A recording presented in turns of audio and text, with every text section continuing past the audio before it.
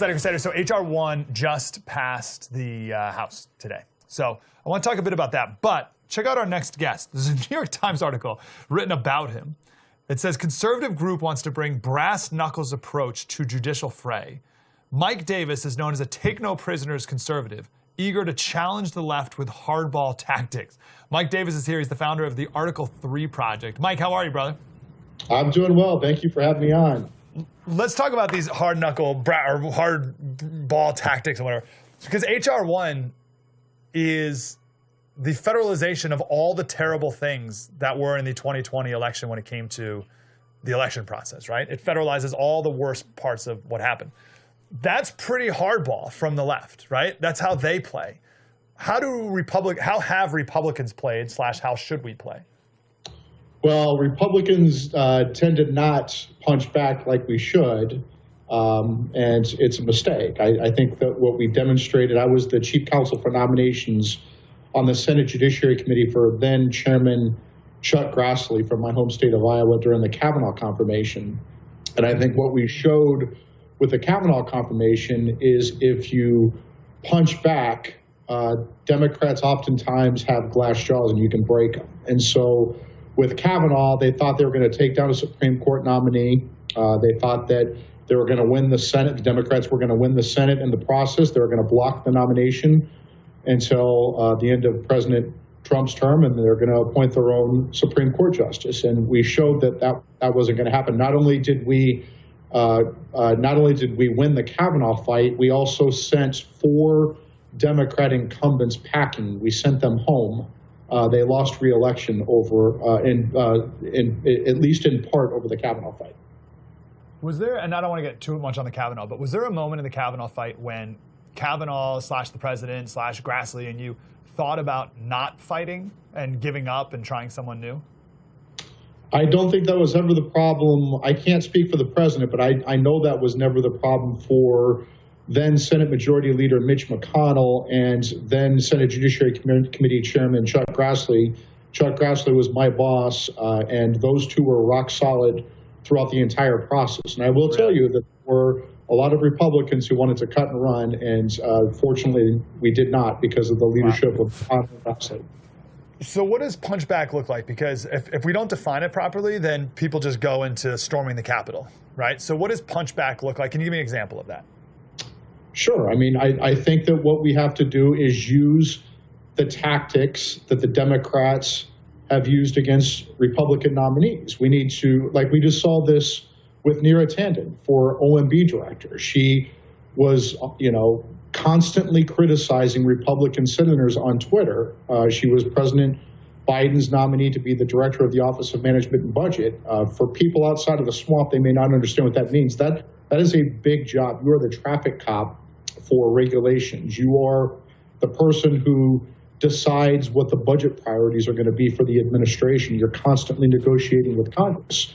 And Neera Tanden was a vocal political critic of Republican senators for a long time on Twitter, calling them names. And, she, in the past, Republicans would have just said, okay, well, this is the president's pick for the Office of Management and Budget. We're just going to roll over and let the president have whoever he wants.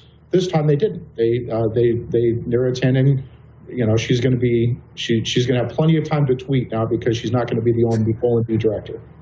So the response that I've heard on the left is, oh, you sensitive Republicans. Oh, she said mean things and you can't take it. What do you say to that? Well, she's not the OMB director now, so she's not in President Biden's cabinet. She's going to have plenty of time to send out mean and sensitive tweets now. So I'm happy for her. It'll be a good use of her time because she's not going to be one of the most important officials in the federal government. It sounds like the deal is holding the left to their own standards, or at least to the standards they say they want to hold the right to.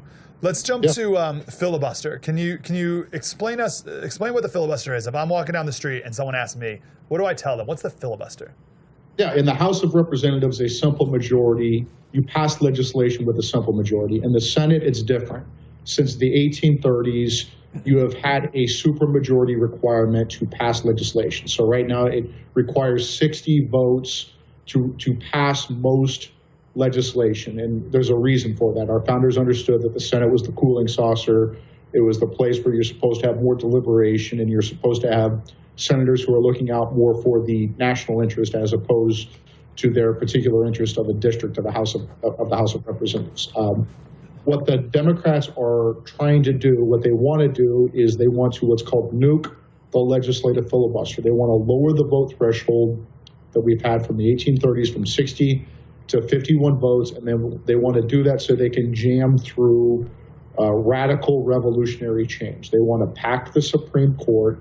We've had 9 justices on the Supreme Court since 1869, more than 150 years ago, right after the Civil War. Democrats want to pack the Supreme Court, and so they can jam through their unconstitutional legislation, whether it relates to H.R. 1, voter legislation, whether it relates to the Second Amendment, whether it relates to the First Amendment of free speech, whatever their liberal agenda is. They know that the courts are gonna strike much of it down because it's unconstitutional. So they just want to change the courts. They want to pack the Supreme Courts. It is a radical assault on judicial independence. It is a threat to our liberties. FDR tried this in the 1930s at the height of his popularity, and he failed. The late great RBG, Ruth Bader Ginsburg, the lioness of the left.